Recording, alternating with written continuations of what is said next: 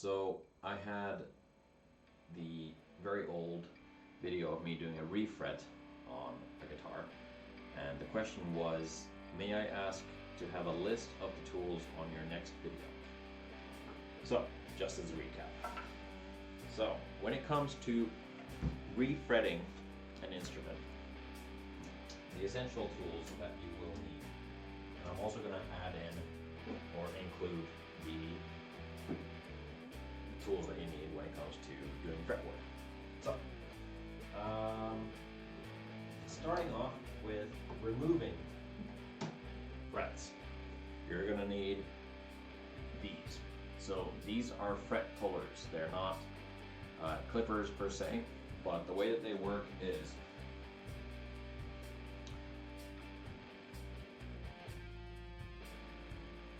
they have a flat on the top that you press up against the fretboard, and you slowly wiggle the frets off, or get the tangs out of fretboard. I'll show you here. I'm not gonna pull the thing, but yeah. So basically, it sits on top of the fretboard like that, and you can really get in there and grab the fret and really start working your way through. Once you've removed all your frets, you are probably going to need to sand down the fretboard, because you're going to have probably a little bit of chipping and stuff like that. So a fret leveling beam will work very, very well, or I should say not a fret leveling beam, a leveling beam will work very well. Get a couple of different kinds of sandpaper on there. Make sure you get your fretboard all the way up to what you want it to be, 320, 400, something like that. Work through the grids and ensure that you don't change your radius. Now the way to do that is either with using a radius block instead of the leveling beam, which already has a preset radius. If you don't know what the radius on the fretboard is already, then I suggest just using a leveling beam, because you might not have the right kind of radius block. The way to see what radius you have on the fretboard is by using some radius gauges. These particular ones have 4 different sides with 4 different radiuses, and you can just check what the radius is on the fretboard. Helps you keep things consistent. Once you've done that, your fret slots are now going to be probably pretty full of dust and whatnot. You can easily, if you can't brush that out, or if you can't use a vacuum to get the dust out, you can use some kind of tool like a fret slot cleaner. This is pretty handmade. It's just made from some spring steel with teeth cut into it, and use that to get rid of all the excess stuff in those slots. Now you're ready to start refretting the instrument. Before you do that, I would really strongly suggest using a triangular file.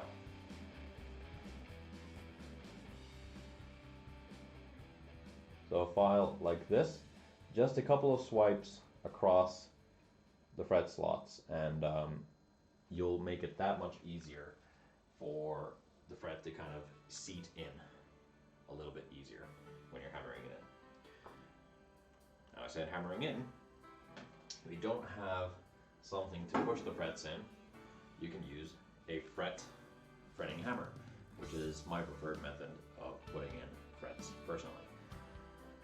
And you can get these from different suppliers. This one is a crimson one, custom crimson one, with a flame nickel handle and something that my dog has chewed up. Yeah, and basically the way to go about it is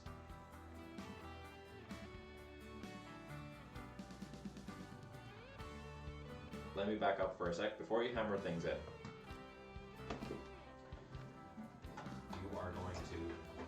to cut strips of fret wire already somewhat roughly down to size. Don't cut them exactly to the right dimensions yet. You want to leave a little bit of excess, not too much that you're wasting material, but enough for, you know, that you don't have too little. So cutting the frets, I would already at this point use some I have these Napex fret cutters. They're amazing. I would suggest using something like this. Now, hammering in the frets, what you want to do is you want to first tap in both ends and then go from the middle outward. So start really hammering in and going that way.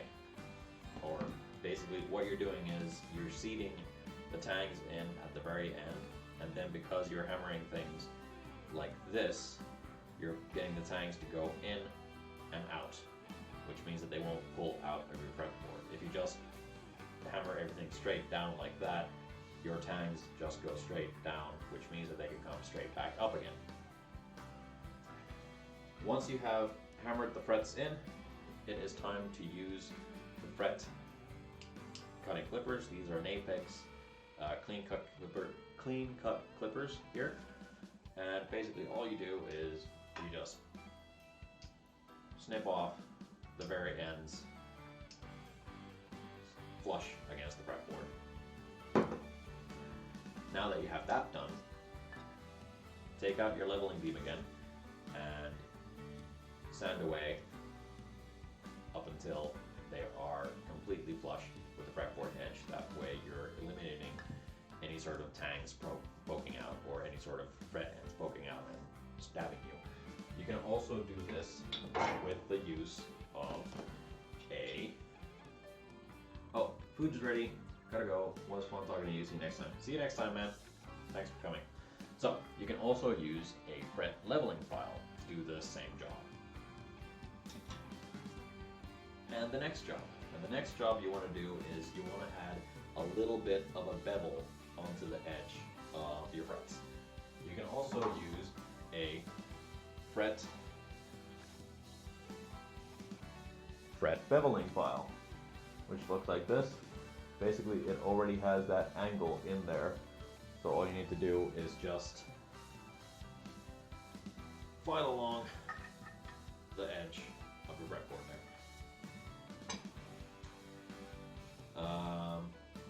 So now what you have is you have everything flush to the side, and you have everything beveled. Next stop is actually leveling everything. So first, of course, make sure that your fretboard is, or your neck is straight. The easiest way to do that, once you have frets in, is to use a notched straight edge. And that will immediately tell you if your neck needs adjusting.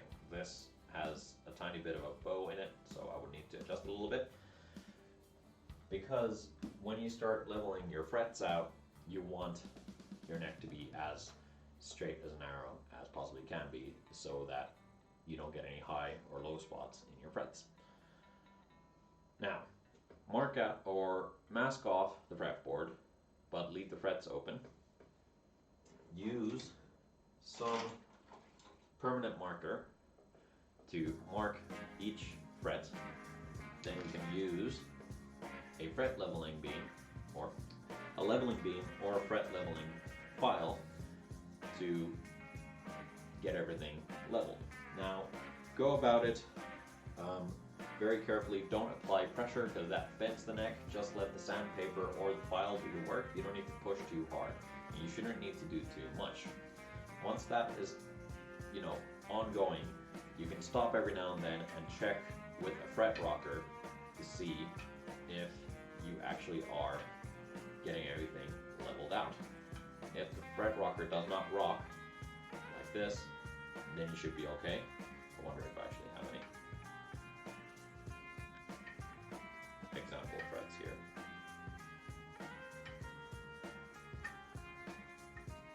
No, I don't. But this is a very important tool to have so that you can check that your frets are actually going in level, and it basically has 1, 2, 3, 4, 5 sides, and each side sits on 3 frets. So one here, one in the middle, and what you're trying to avoid is the fret rocker rocking. So if it just sits on the frets but it doesn't rock at all, doesn't make a noise like click click clack clack clack, then everything's like nice and true. If you are getting on any edge, on any positions, you're getting something that does make a sound, then you just have to keep going until everything is nice and flat. Once you're done with that process, you can also do a fall away, which I would do by putting a few layers of masking tape on the 12th fret and masking tape on half of a leveling beam, and then basically doing the same process but the very last frets, and then you're creating a sort of ramp which makes lead work feel a lot nicer.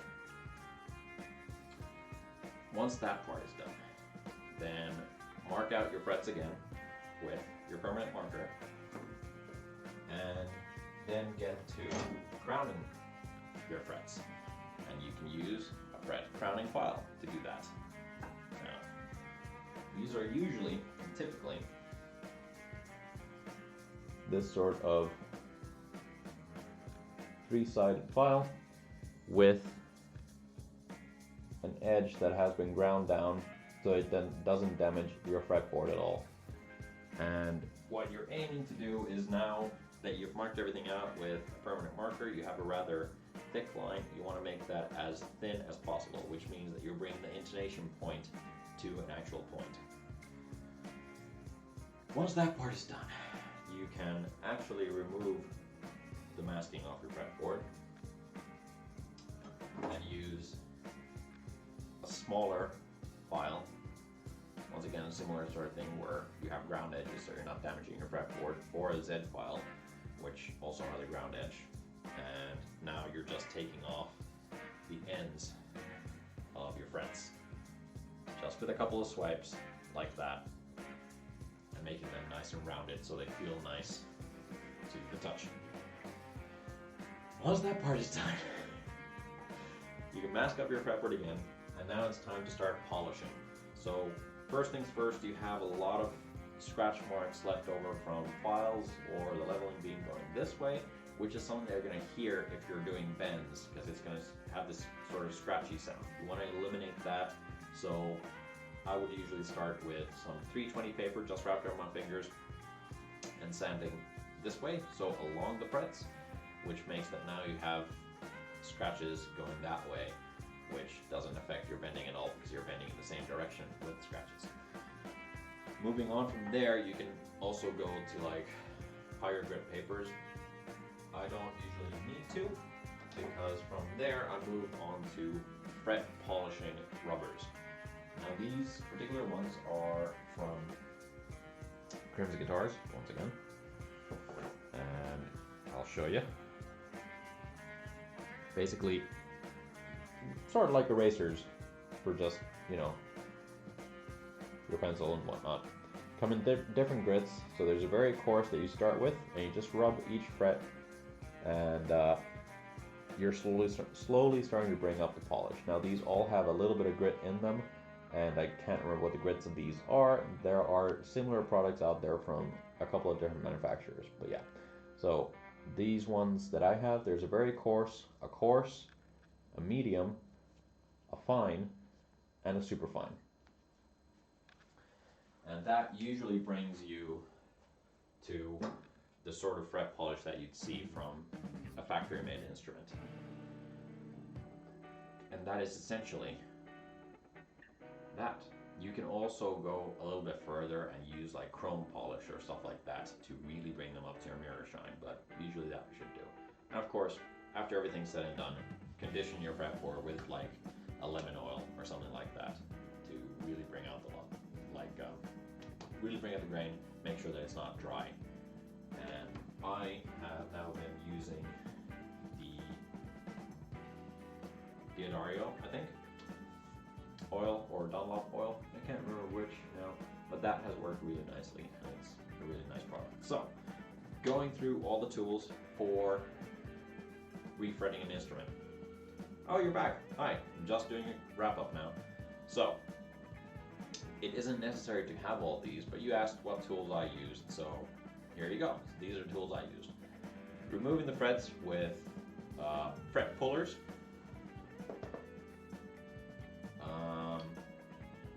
Cleaning up the fretboard with a leveling beam, and a lot of other work that needs to be done.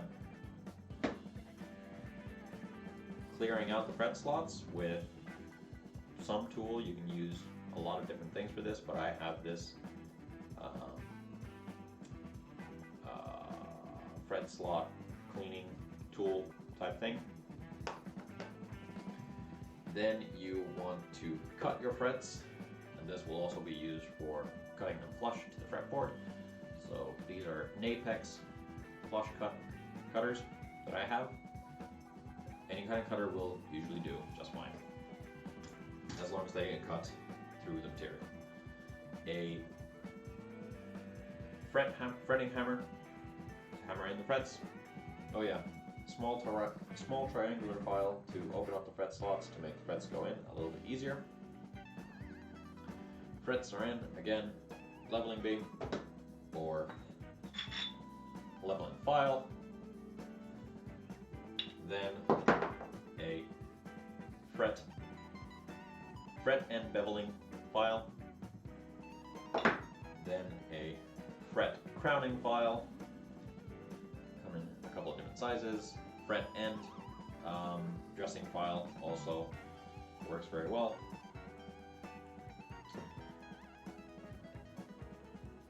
Then the fret polishing rubbers. So that's a good bit of toolage for a job like that. It is a very lengthy process. Oddly enough, I hear a lot of people complaining and not really liking that part of guitar building, but for repairs, I don't mind it. I actually find it somewhat therapeutic to rip stuff out and put more stuff in. Yeah, it's all well good. It's up to what you kind of like, and I hope that, as lengthy as an explanation as that was, I hope I covered everything in your question. Thank you very much. That was a very good question. I have a Hosco black cutters for stainless steel. Maybe that is also a good mention. Yes, the Hosco black cutters for stainless steel. Those are also really good. And if you have binding on your fretboard, you will need fret tang nippers. I say you will need. I don't have any. I just use the Napex cutters to cut some of the tang off. And then leveling beam to get it nice and sanded out, or a file.